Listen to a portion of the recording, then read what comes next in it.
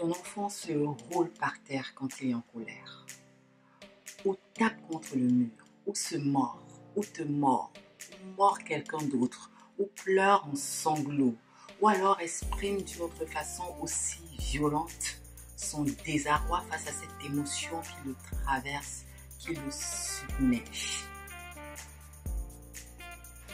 Que faire toi en tant que mère pour l'aider à gérer sa colère? Dans cette vidéo, je te partagerai 5 astuces pour aider ton enfant à gérer ses émotions.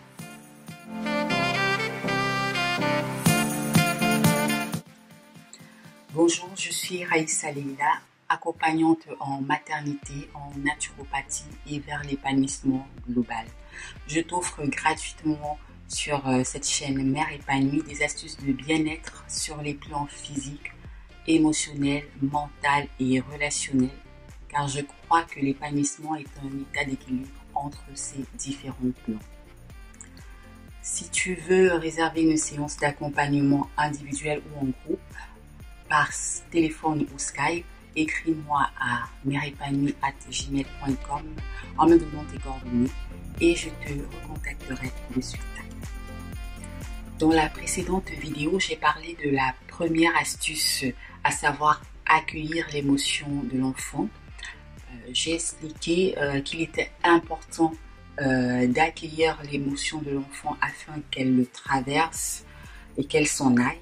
Car une émotion qui est niée est juste refoulée, stockée dans un coin où elle grossit en attendant une prochaine situation ou alors elle ressort démultipliée. J'ai proposé une façon de réagir qui est de laisser l'espace à l'enfant pour accueillir sa colère, mais il y a plusieurs autres façons de réagir en fonction de la situation, comme par exemple nommer l'émotion de l'enfant. Tu peux lui dire en fait, voilà, tu es en colère, je vois que tu es en colère, je vois que tu es triste, tu as peur. Donc nommer l'émotion de l'enfant, ça permet d'enrichir son vocabulaire et comme ça, lors d'une prochaine situation, il saura exprimer verbalement en fait ce qu'il ressent, ce qui est très important pour l'aider en fait à évacuer. Ce que nous pouvons faire aussi en fait, c'est de lui prendre en fait de le prendre en fait dans les bras s'il en a envie, de faire un câlin.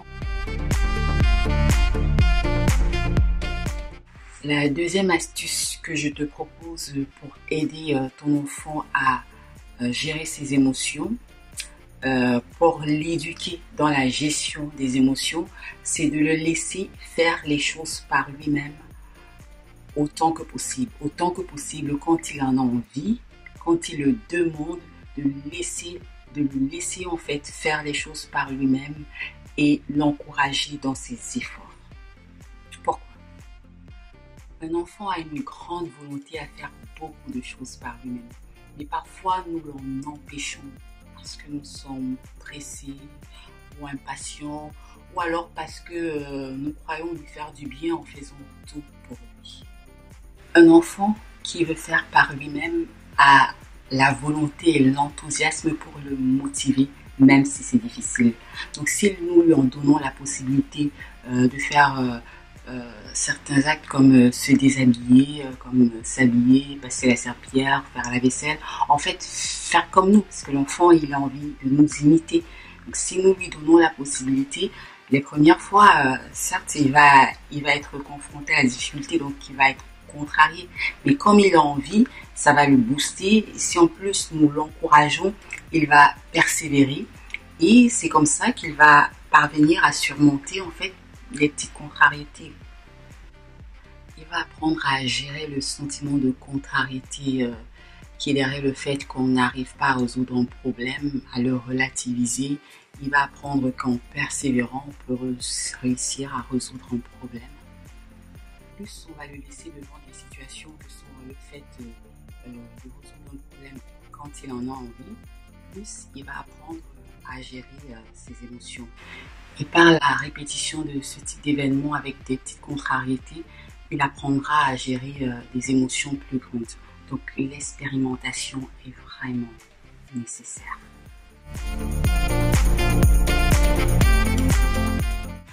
La troisième astuce que je vais partager avec toi pour aider ton enfant à gérer ses émotions, c'est de l'écouter et répondre à ses questions.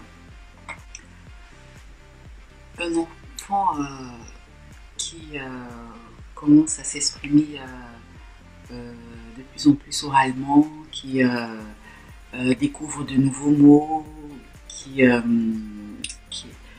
donc un vocabulaire qui s'enrichit en fait chaque jour, et il a envie de l'expérimenter. Donc il parle beaucoup, il pose des questions et il attend des réponses en fait, parce que il se joue même il se joue en fait de pouvoir dire des mots, de pouvoir construire des phrases et de savoir en fait qu'il est compris, qu'il est entendu, et d'avoir des réponses aussi.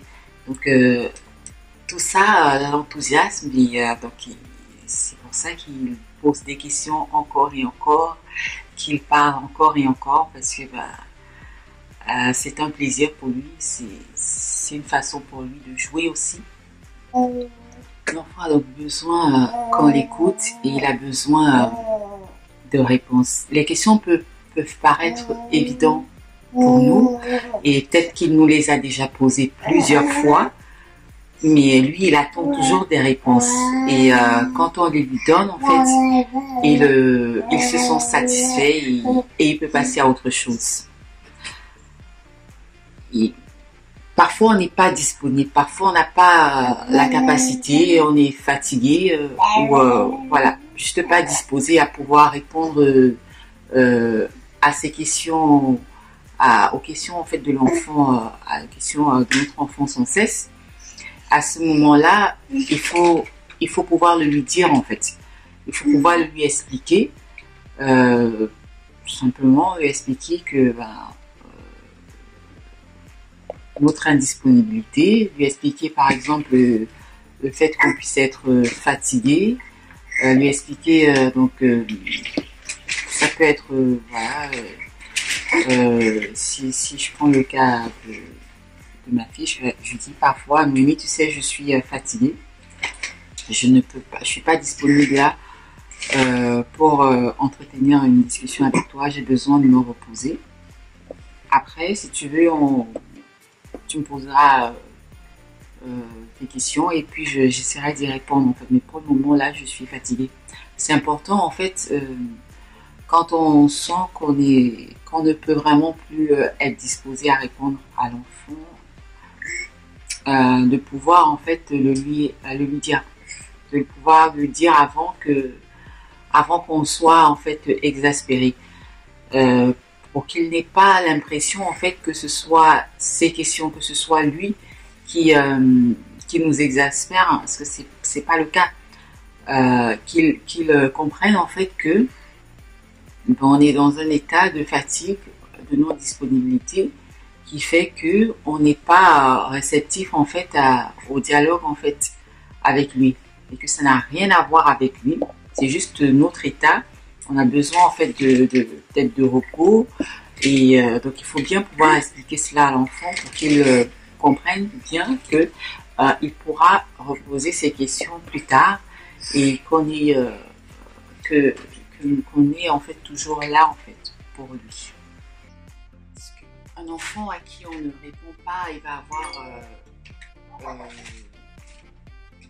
deux attitudes possibles en fait, deux comportements possibles. Soit il va se résigner, et puis il s'exprimera de moins en moins, parce qu'il est frustré du fait qu'il n'ait pas les réponses quand il s'exprime. Et en plus, ça va être justement de la colère refoulée en fait, qui s'exprimera d'une façon ou d'une autre plus tard. Soit alors, en fonction de son tempérament, il va pas arrêter de poser les questions, et il va en poser davantage. Il va multiplier parce qu'il veut absolument des réponses. Si on ne lui répond pas, il ne va pas s'arrêter là, il va en poser encore et encore. Et à ne pas en finir. Et c'est une façon aussi pour lui d'exprimer en fait son mal-être, son désagrément du fait qu'il a envie de réponse, donc il persiste, il insiste. Voilà. Du coup, c'est vraiment important de donner une réponse à son enfant. Si on peut répondre, on peut répondre.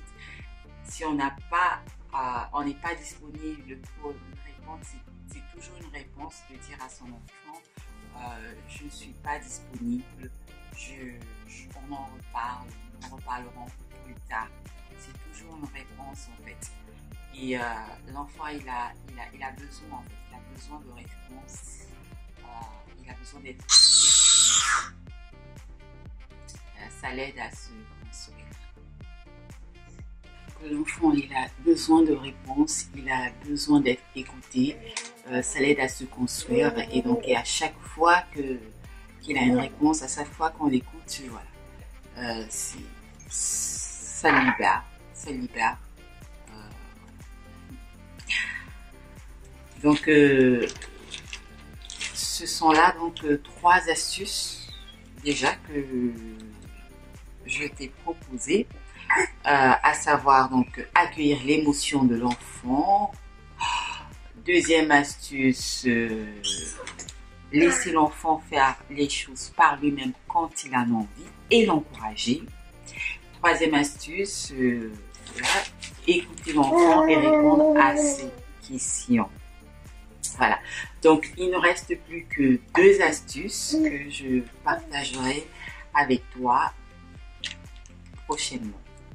Et la dernière est la plus efficace. Je t'invite donc vendredi prochain sur la chaîne Mère Épanouie pour la suite. Ou alors tu peux m'envoyer un email si tu veux un accompagnement individuel à mèreépanouie@gmail.com. Voilà, j'espère que cette vidéo t'a été utile. Si oui, aime, abonne-toi si tu ne l'as pas encore fait, écris-moi un commentaire et partage. À bientôt sur la chaîne Mère Épanouie et profite du jour.